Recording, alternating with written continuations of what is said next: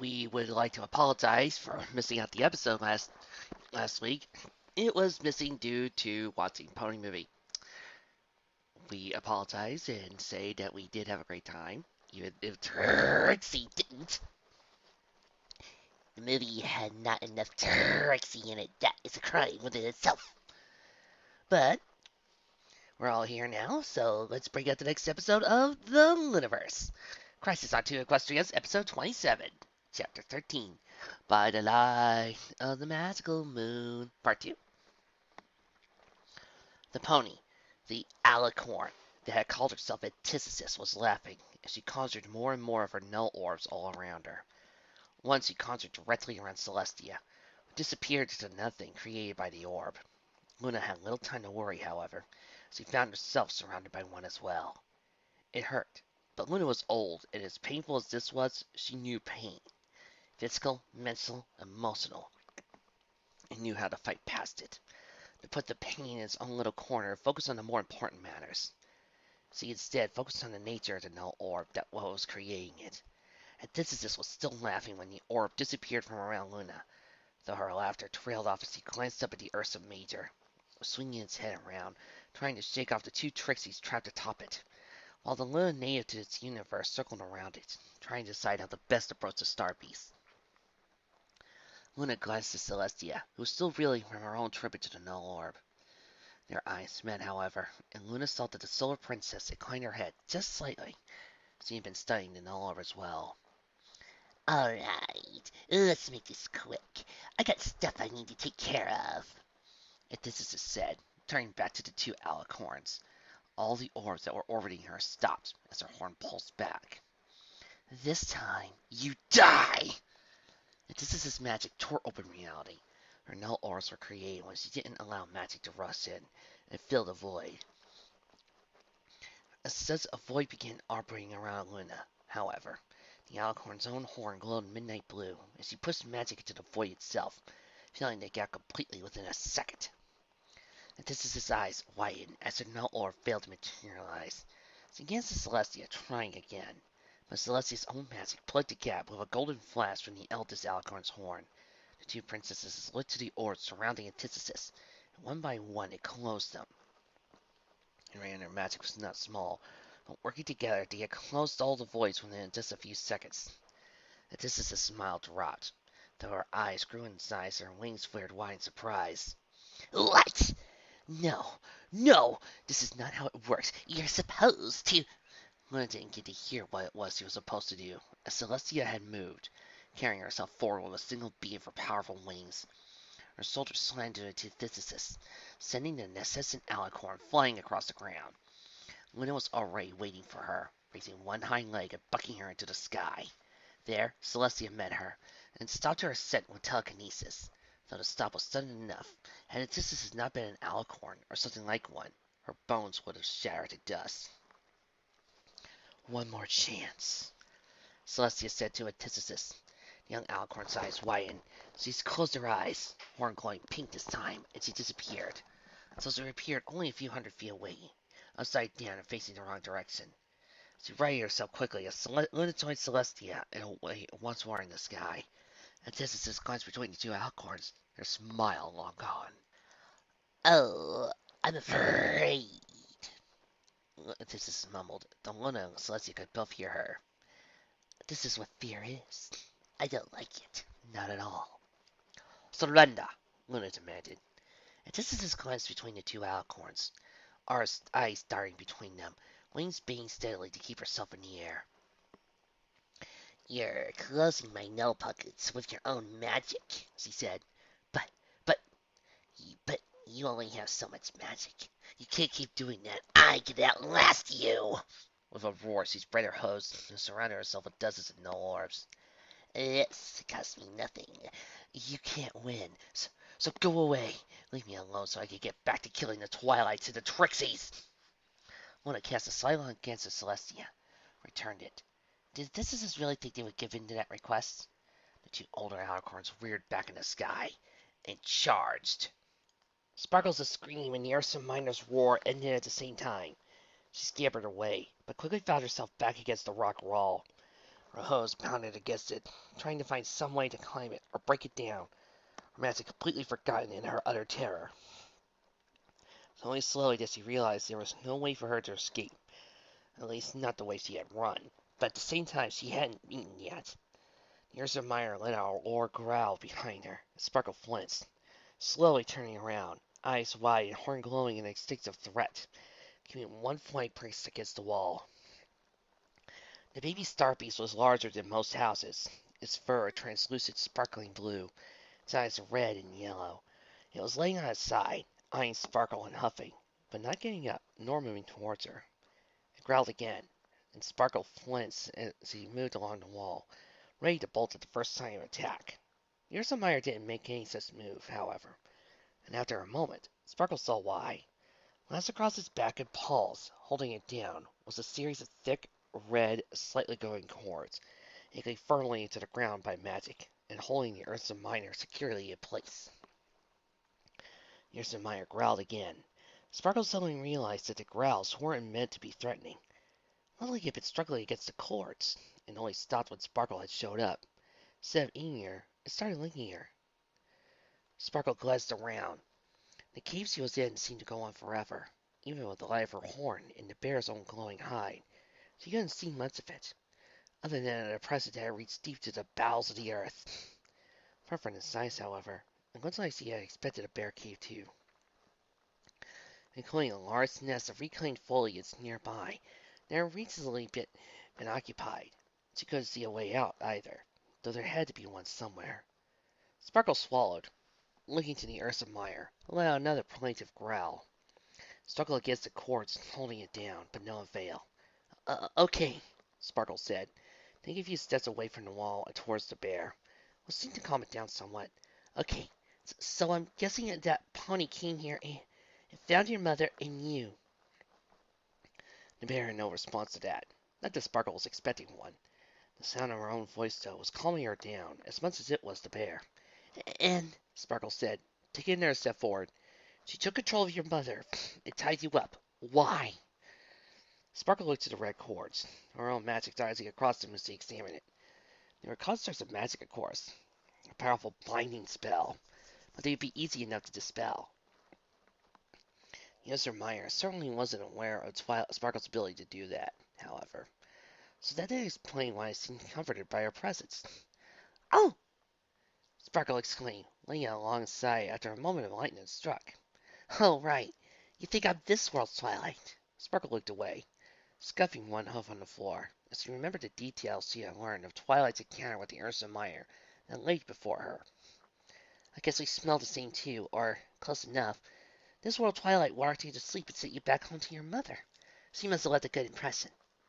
The Ursa Minor huffed. Sparkle edged closer again, and then another step.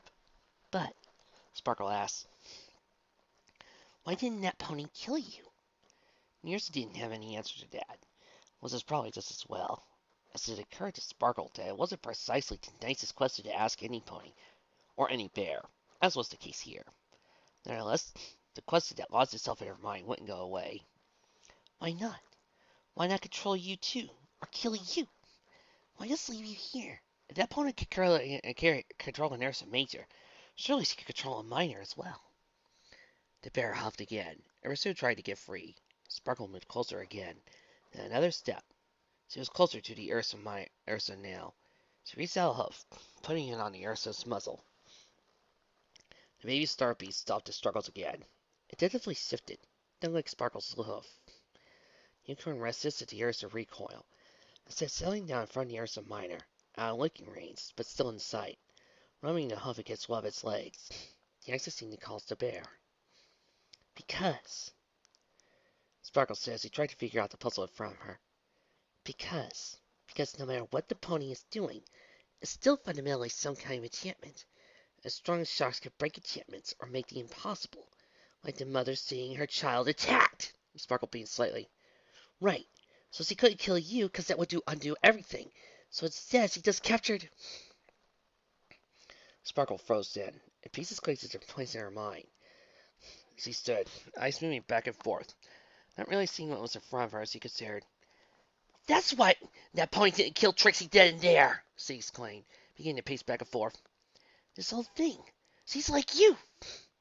She nodded to the Ursa Minor without really looking at it. She's like you. She can't really tell me apart from this world's Twilight, or the two Trixies apart.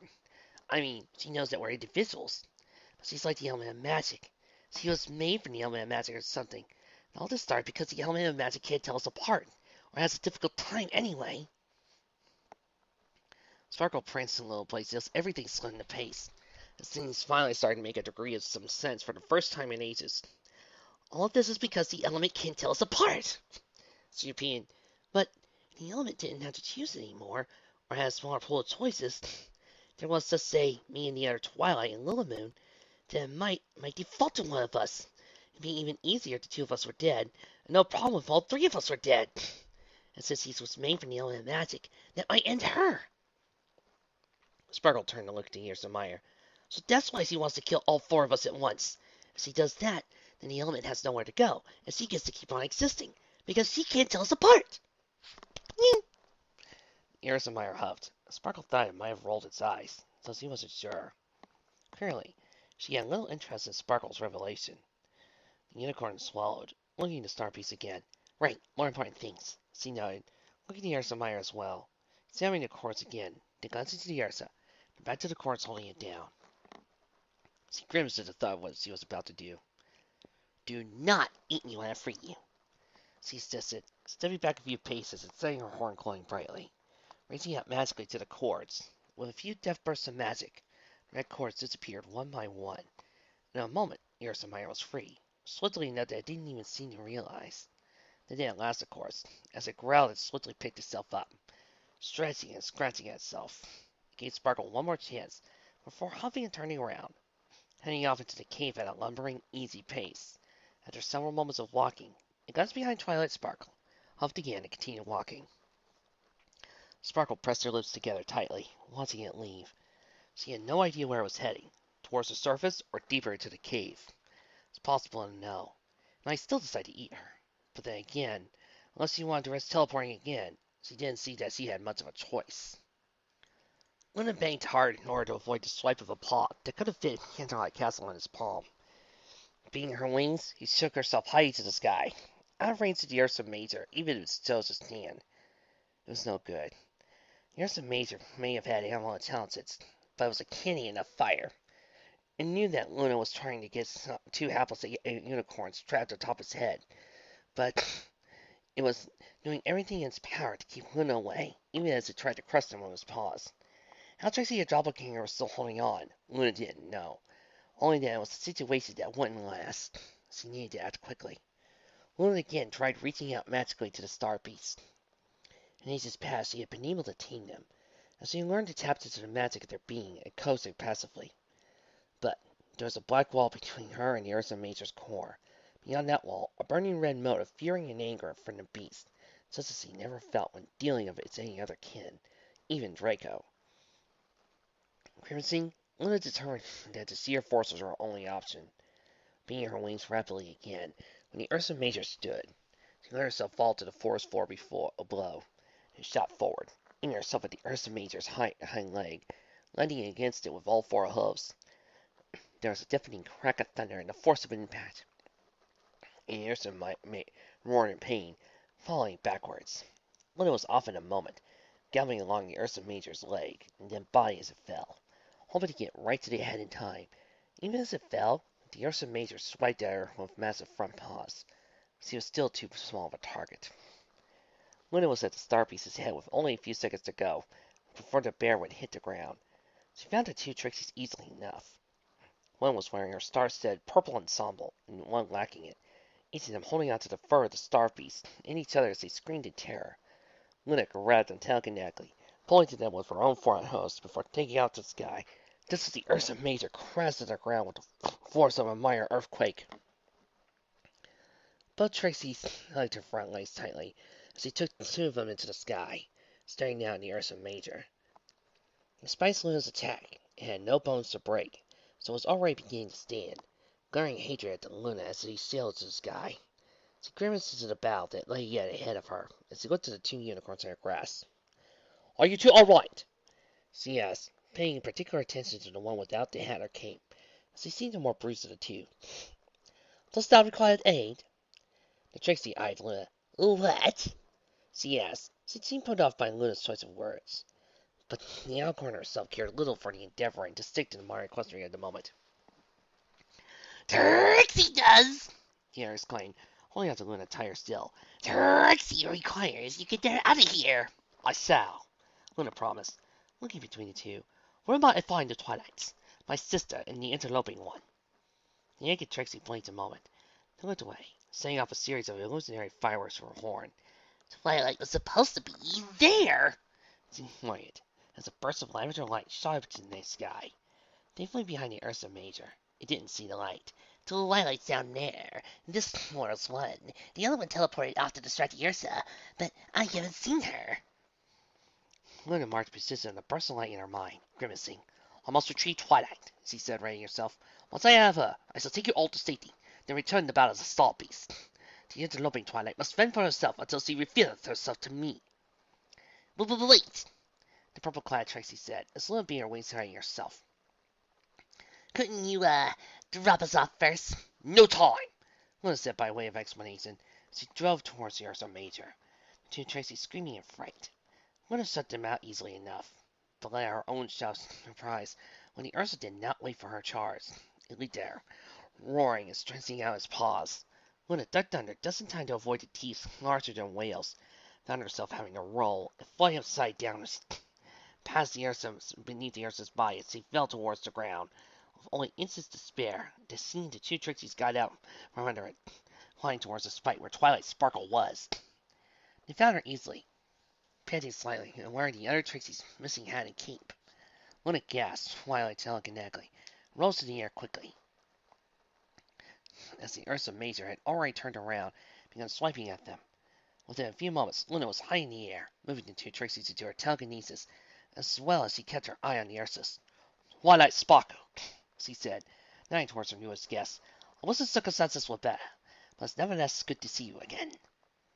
You too, Princess, Twilight said, and she held her, placing on the withers of the cape and hatted Trixie. Grasping both of her front hooves. I think we're in a little over our heads here. Indeed, Luna noted, glancing away from the bear. Elsewhere in the forest, she saw a white heart beam arching to the sky.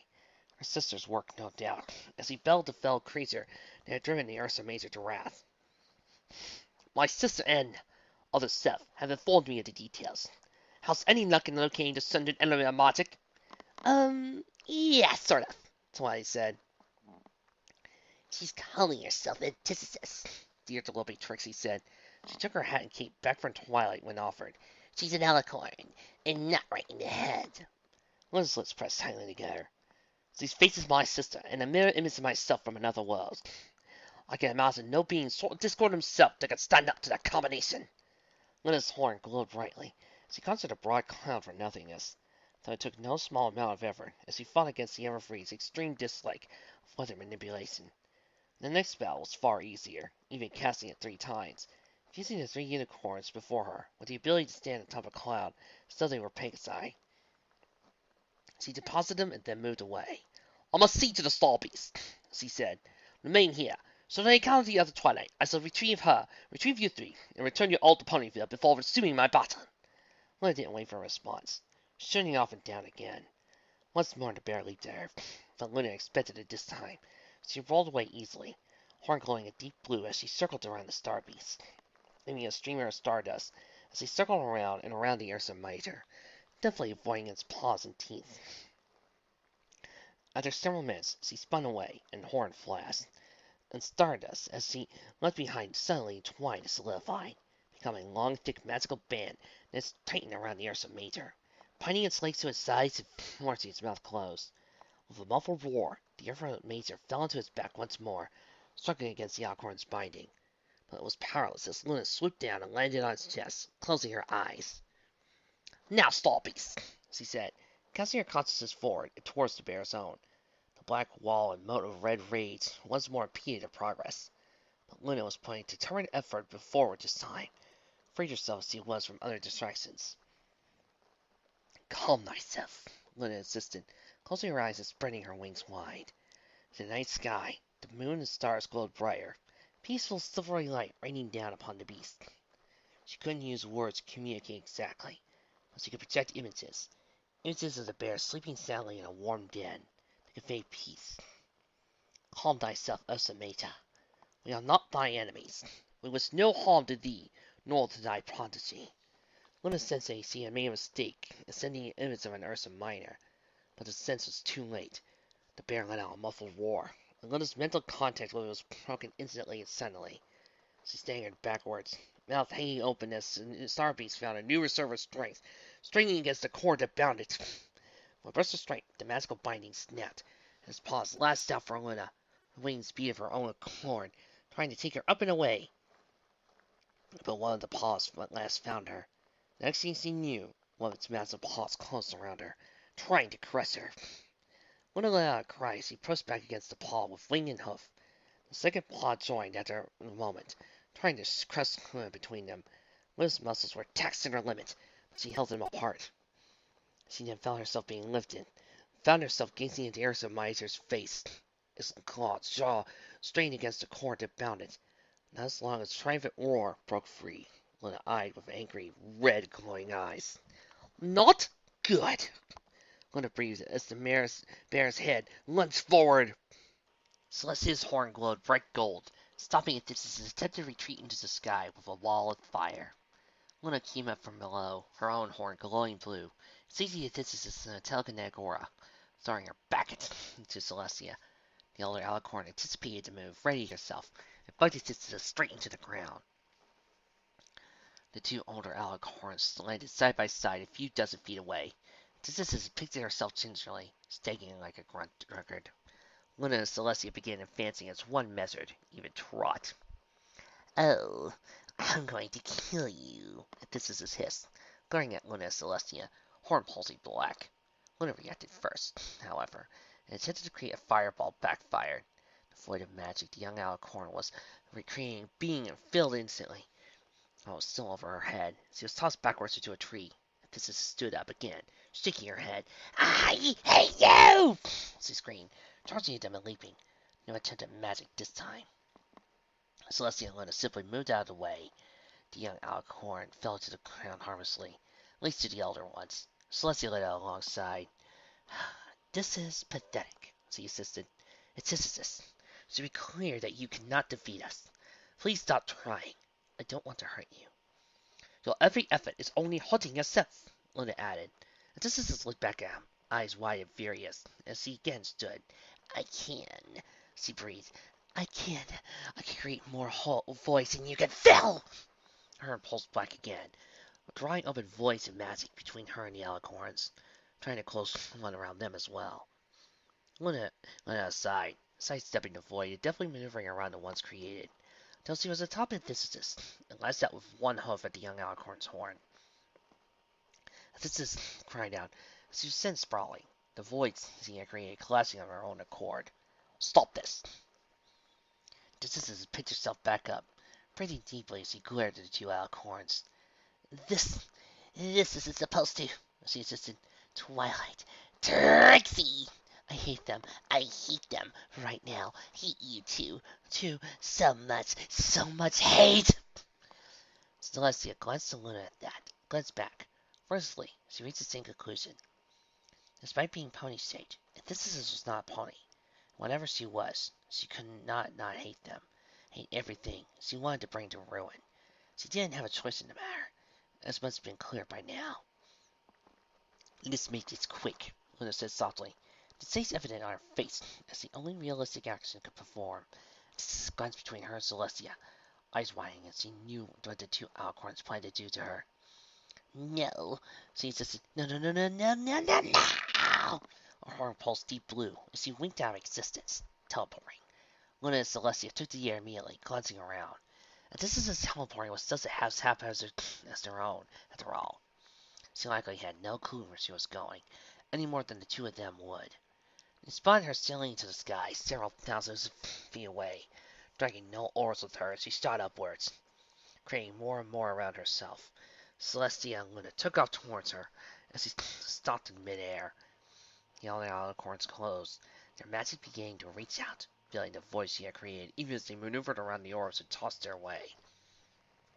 But then, Odysseus spread all her hose and wings wide. "Will this void?" she challenged. A black pulse from her orb seemed like the oncoming nothing. At first, it seemed like nothing had happened. Then the two older alicorns saw the edges begin to form, creating a black spear that filled itself in towards the epicenter, Antithesis itself. It was a void thousands of feet across, and Celestia and Luna were already inside it. The two alicorns charged at Antithesis, intent on stopping her. They weren't quite fast enough, and the gigantic nail pocket closed around them both, ripping and tearing, trying to smother and wipe them out, for daring to exist within it. Any thought but pain became all but impossible. So he determined with effort and desire to not give Antithesis an inch that the two alicorns did not scream. Celestia, however, did reach out a hoof, closing around Luna's horn, the other alicorn serving as a bastion of reality and existence, herself serving as one for Luna.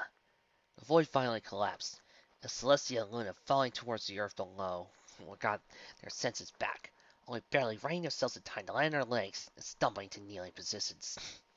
I wouldn't put powerhouses into a black void, if this is a... Um, I remember last Saturday I saw it happen with Goku. Not a pretty sight. If this is a scream in the sky, lie, can't you just die? She demanded, charging, opening voids all around the alicorns and bringing them together, buzzing them with nothingness. The null orbs appearing and disappearing within matters of moments. It was agony, but Celestia and Luna held on, even stood up against shaking hose, conserving their magic. At the right time, Celestia let her magic loose, filling the area around the two of them to the brim with such that no orbs can open for a few precious seconds. No time for Luna to dive out, unless lightning Antithesis. Young Alicorn took the electricity to the face. It fell to the ground, but stood anyway, smoldering but still conscious, still glaring faint. Antithesis screamed pure rage again. "Fine! I won't kill you. I'll just get you out of here!" Celestia had no idea what Antithesis was yammering about, at least until the young alicorn's horn glowed gold. She reached out, wrapping Luna in a golden aura. This is practically opened up a new ley line with the amount of magic she channeled then, drawing the ambient magic from miles around to the next spell. "Oh no!" Luna breathed, eyes wide as she recognized the magic and tried to fight it. Celestia doing likewise. But it was too late, and in a moment Luna disappeared into a white comet, arching straight up to the sky towards the moon. Celestia watched in horror as the comet impacted against the moon. A series of markings suddenly appeared across its surface, looking nothing so much as the profile of an alicorn's head. Celestia blinked in shock, then turned back to Odysseus, feeling pure rage for the first time in the fight. She charged forward, horn down, intent on scaring the necessant alicorn and ending her threat once and for all. Odysseus anticipated the move, however, and avoided it, shoving a hook down with all her might into Celestia's head. The sound was roughly like that of a mountain cracking in half. Celestia stumbled away, temporarily dazed. It was only for a moment, but that moment was all Odysseus needed, as her horn glowed with midnight blue, the same blue color aura that wrapped around Celestia. Once more, magic was drawn from miles around, focusing into this one point, and then, in an instant, Celestia felt herself being torn apart, tossed higher and higher, dragging across the gulf of space, before plunging into the heart of the sun. "What was that?" Twilight demanded, from where she stood, next to Lila Moon. She stepped forward, right next to the cloud's edge, eyes wide in shock. "What was that?" Lila Moon's eyes were no smaller. "Antithesis," she said. She just banished Luna into the moon, and Celestia to the sun." "What?" Trixie demanded. "How?" Twilight demanded. The three heard the Ursa Major roar. Dragging their eyes from the sight where Lila Moon and Twilight had seen their mentors somehow defeated, they saw Luna. This world's Luna, struggling against the Star Beast, holding its paws open with her bare hose and wings. It looked like it placed on everything she had. The bear's mouth was now free from the binding Luna had placed on it. Another roar. The bear's mouth shot forward, ready to devour Luna. The three unicorns screamed in fright. Their scream, however, was not as loud as the plaintive wail that came from somewhere below. The sound was far enough that made the Ursa Major pause. It did not release Luna in the slightest. It glanced down. Far below, lumbering from the forest, was a glowing blue bear the size of a house. Trying alongside it, a lavender unicorn wearing a brown cloak. The blue bear let out another wail as it advanced towards the Ursa Major. Twilight! Little Moon exclaimed, eyes wide, recognizing the unicorn even from this height. Ursa Minor was seen was trying beside, though she stopped her advance well clear of the Ursa Major. The Minor, meanwhile, continued ambling forward, until it was next to the Ursa Major, whereupon it reared up and placed its front paws on the Major's fur and wailed again. The Ursa Major paused only a moment, blinking a few times as its recollection was funny. Then, quite suddenly, it released Luna, quickly flew away into the sky. As the unicorns and alicorns watched, the Ursa Major leaned down and shivered. The sunlight began to glow brighter, then a starry mist seemed to envelop it. As the mist poured down from the Ursa Major, it began to visibly shrink. At the same time, the rays seemed to disappear from its eyes. The Ursa Minor let out a roar at the sight, though the roar didn't seem to be so much in anger as joy. It was almost enough to distract Moon and Twilight from what they had just seen, and it might have gone further, had not Luna suddenly buckled as something purple and blue slid into her from behind, patting her behind the wings. The alicorn cried out in pain as the antithesis lifted a hoof, brought it slamming down again, and again against Luna's back, then bucked her away, horn glowing gold. Before Luna had any time to react, Antithesis wrapped her in an aura, shooting into the sky. The three unicorns screamed in terror. Antithesis was breathing in and out heavily as he turned to regard the three, sucking in air, great gasps drifting forward. Now, She breathed, Where were we? She didn't have time to say or do anything else, however. As lavender aura suddenly wrapped around her. Eyes widening, she looked down and saw sparkles staring up at her, horn glowing brightly.